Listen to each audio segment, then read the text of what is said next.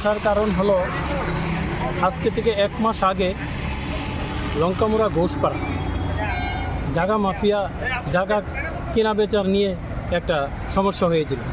সমস্যাটা হলো আমার ভাতিজার সাথে দীর্ঘদিন ধরে সে এলাকাতে জায়গা দালালি করে যাচ্ছে। কে? বিকাশ ঘোষ, তপন ঘোষ এবং সুধাংশু দেবনাথ। জায়গা কেনা বেচা নিয়ে টাকা দিতে হবে, এটার প্রতিবাদে প্রতিবাদ করেছিল আমার ভাতিজা বিকি ঘোষ। তার জন্য কিছুদিন পর তাকে একদিন রাত্রে 11টা নাগাদ রাত্রেবেলা ডেকে এনে রাস্তায় 4-5 জন মিলে তারপর আক্রমণ করেছে এবং মাথায় এদিকে 3টা গায়ে দিয়েছে, এদিকে গায়ে দিয়েছে। তার জন্য আমরা পুলিশ সুপারের কাছে ডেপুটেশন দিয়েছিলাম।